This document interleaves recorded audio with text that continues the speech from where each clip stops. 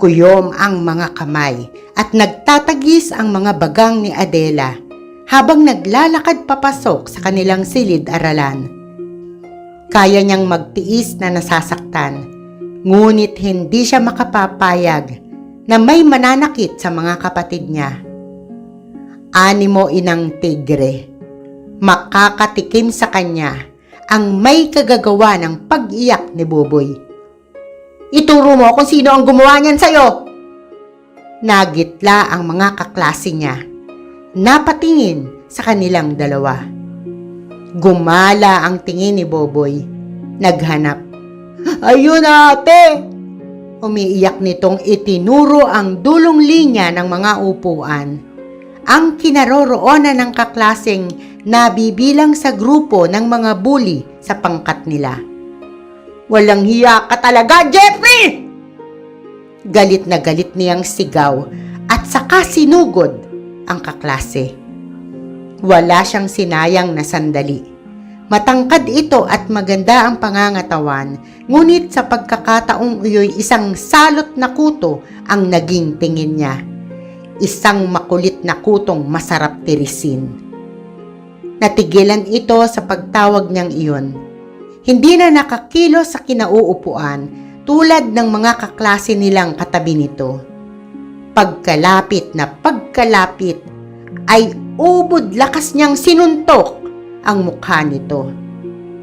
Hindi ito lumaban, nakayuko lang matapos bumagsak sa sahig. Muli niya itong sinugod, ngunit nagkagulo na ang mga umaawat sa kanya. Ang eksenang iyon ang inabutan ng kanilang guro. Jeffrey at Adela, sa guidance, maotoridad na utos ni Ma'am Luna. Habang nilalagyan ng gamot ang mga daliri ni Boboy, ay patuloy ito sa paghikbi. Nasa loob sila ng guidance room. Awang-awa si Adela sa kapatid. Patuloy naman ang kanilang guro sa pagsisermon kay Jeffrey. Matalim na tingin ang ipinukol niya sa kaklase nang humingi ito ng paumanhin.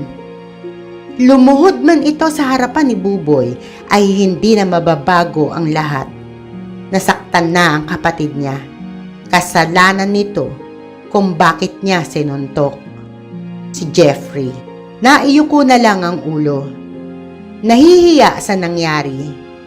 Hindi niya sinadyang ipitin ang kapatid ni Adela. Naghaharutan silang magkakaklase kung saan siya ang nangunguna.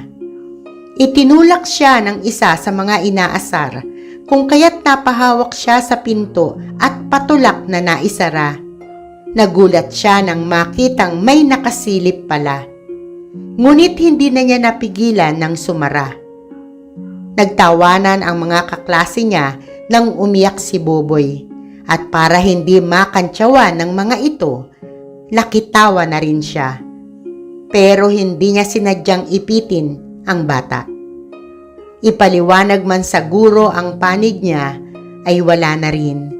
Madadamay lang ang mga kaklase niya, lalo lang lalaki ang gulo. Siya na lang ang tumanggap ng sermon ng guro at umako sa galit ni Adela. May kasalanan naman talaga siya. Kahit ano ang parusang ibigay sa kanya ni Ma'am Luna ay handa niyang tanggapin. Mapatunayan lang kay Boboy at kay Adela na pinagsisisihan niya ang nangyari. Nahihiya siya kay Adela. Iyon ang isa pang malaking dahilan. Palihim niyang sinundan ng tingin ang papalayong kaklase. Naipangako niya sa sarili na iyon na ang huling pagtungtong ng kanyang mga paa sa guidance room para sermonan. Dahil simula sa mga oras na yon, magbabago na siya. Inihatid ni Adela si Boboy sa room nito dahil ayaw umuwi gaya ng ipinayo sa kanila ng guro sa guidance room. Hindi na ito umiiyak. Hindi na raw masakit ang daliri, sabi sa kanya. Huwag na raw silang umuwi para hindi malaman ng nanay nila ang nangyari dahil magagalit din ito gaya niya. Nakangiti niyang hinaplos ang ulo nito. Kinuha naman nito ang kamay niyang isinuntok sa kaklase, hinaplos at saka hinalikan. Ang pag-aalala ay nakalarawan sa mukha nito dahil sa bahagyang namumula at namamaga ang kanyang kamao. Nagamot na yan ni Ma'am Luna. Gusto mo isuntok ko uli yan kay Jeffrey eh. Ngumiti ito at saka umiling. Muli nitong hinalikan ang kamao niya at saka siya pinabalik sa classroom niya. Gabi. Tapos nang maghapunan sila Adela at nahugasan na rin ang mga pinagkainan, kaya sumalampak na sila ng upo upang gumawa ng mga assignment. Nagtatawanan sila sa pangit na drawing ni Adela sa assignment ni Neneng nang may marinig na tumatawag mula sa labas. Tao po! Tao po, Aling Dolor! Lumapit sa bintana si Aling Dolor para tignan kung sino ang tumawag sa kanya. Ikaw pala, Belinda. Halika, tuloy kayo. Nagkatinginan sina Adela at Boboy. Kilala nila ang bisita.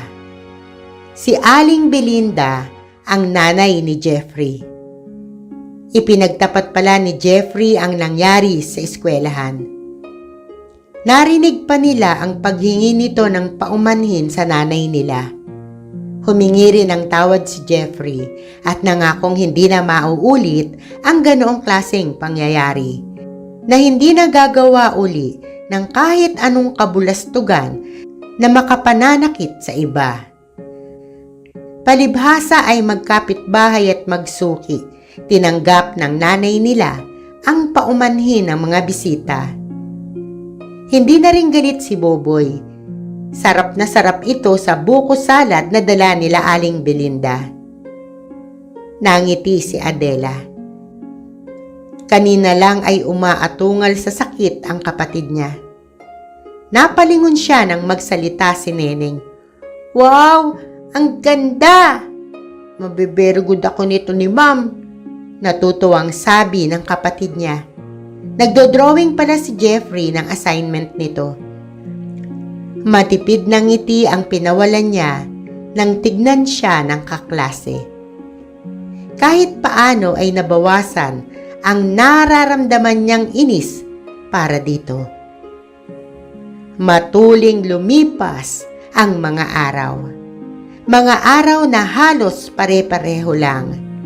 Bagaman parang nakakasawa at nakakapagod na, ay patuloy pa ring binabata.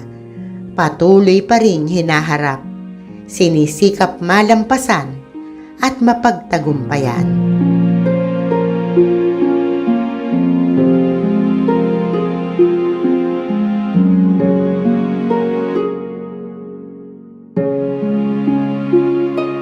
At dumating na ang araw ng pagtatapos sa mababang paaralan ng Pasolo. Si Jeffrey. Lumapad ang pagkakangiti nang makitang paparating na si Adela. Isang simpleng bestidang kulay rosas ang suot nito na binagaya ng manipis na make-up. Mula ng gabing magpunta sila ng mama niya sa bahay nito upang humingi ng paumanhin, ay naging magkaibigan na sila. Nagawa niyang baguhin ang sarili. Pinatunayan niyang hindi siya likas na masama. Maganda ang naging impluwensya sa kanya ng kaklase. Natutukan niya ang pag-aaral. Nagawa pa niyang impluwensyahan ang mga kaibigan. Naroon pa rin ang harutan, biruan at magulong kwentuhan. Ngunit malayong malayo na sa dating grupo ng bully gaya ng tawag noon sa kanila. Ikinatuwa iyon ng mga guro at ng mga magulang niya, lalong-lalo na ni Adela. Madalas ay tinutulungan niya si Adela sa pag-iigib tuwing umaga. Siya ang taga-drawing ng assignment ni Neneng. Iginawa niya ng saranggola si Boboy at tinuruan magpalipad. Ibinigay niya kay Ana ang manikang napanalunan niya sa raffle noong dumalo sa reunion ng pamilya ng mama niya. Kaya naman naging magaan ang loob ng mga kapatid nito sa kanya. At dahil doon, napaamo niya si Adela. Naging malapit sila sa isa't isa. Naipahihiwatig niya kay Adela ang damdaming hindi masabi. Naputol ang pagbabalik tanaw ni Jeffrey nang sikuhin ng katabi. Hoy, baka pasukan ng lawang bunganga mo. Kantsaw nito. Natawa siya. Nakanganga na pala siya habang tinatanaw ang dalagang binabalikan sa alaala. Hindi man si Adela ang naging valedictorian ay madami siyang natanggap na medalya. Pinakamalakas din ang sigawan at palakpakan tuwing tinatawag ang pangalan niya. Hindi nabubura ang ngiti sa labi ng nanay niya habang isinasabit sa kanyang leeg ang mga iyon. Isa siya sa masuswerteng mag-aaral na napiling tumanggap ng scholarship sa high school. Bibigyan pa siya ng buwanang allowance galing sa mayor ng kanilang lugar. Proud na proud sa kanya ang kanyang nanay.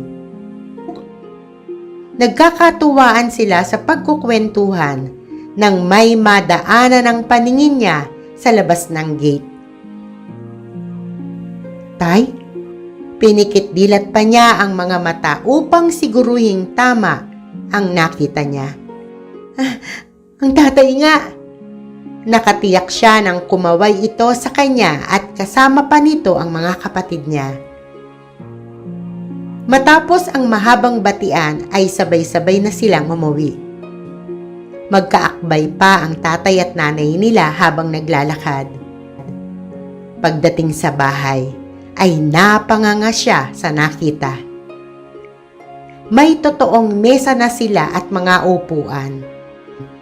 Sa ibabaw ng mesa ay may pansit, buong manok na nakatuwad, malaking coke at may cake pa. Dala raw ng tatay nila ang lahat ng iyon, sabi ni Ana. Kahit hindi pa Sabado ay umuwi na ito. May handa pa para sa kanya. Naiiyak siyang yumakap sa tatay nila. Nang lingunin niya ang nanay nila, ay nakangiti ito habang nagpupunas ng mga mata. Iiyak ba muna tayo bago kumain, Nay? Inosenteng tanong ni Neneng. Napuno ng malakas na tawanan ang bahay nila. Sabay-sabay silang kumain. Napakasaya ng nanay nila. Pati mga kapatid niya ay masiglang kumakain na nahahaluan ng tawanan. Masaya siya sa nakikitang masayang kulitan ng mga kapatid. Kung panaginip lang ang lahat ng ito, sana araw-araw managinip ako. Salamat po, Diyos ko. Maraming salamat po. Taimtim niyang pasasalamat at malalim na kahilingan.